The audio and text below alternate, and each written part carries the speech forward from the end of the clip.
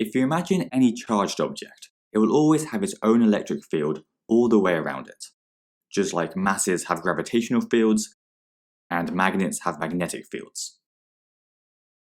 To understand why this is important though, let's imagine that we have two particles, one with a positive charge and the other with a negative charge.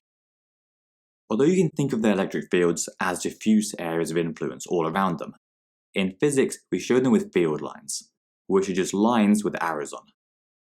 And importantly, the arrows always go from positive to negative. So they go out of our positive particle, but into our negative particle. The other thing to remember when you're drawing them is that you have to draw them at right angles to the surface, so perpendicular like this.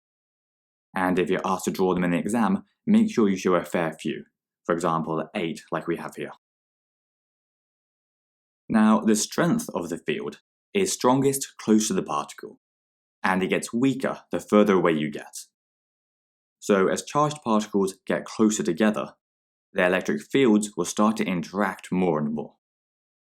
If they're oppositely charged, like our particles here are, then there will be an attractive force between them, which we can call an electrostatic force, or in this case, electrostatic attraction. We can actually show this with their field lines by extending the field lines from the positive particle all the way over to the negative particle, because remember they always go from the positive to the negative charge.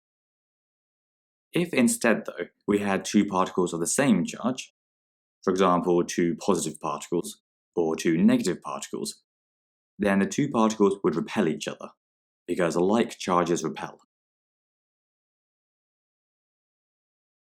One last thing we need to cover is the strange interaction between electric fields and air. If we had an object that was really strongly charged, like this piece of metal, then it would have a strong electric field all around it, whereas the nearby air particles would have no charge. In this state, air is an electrical insulator and can't conduct any electricity. However, in some cases, a strong electric field, like the one around our piece of metal, can cause the surrounding air particles to lose electrons and become positive ions. We call this process ionization. And once air has been ionized like this, it's able to conduct electricity. And this is how sparks are able to travel between objects, traveling straight through the air.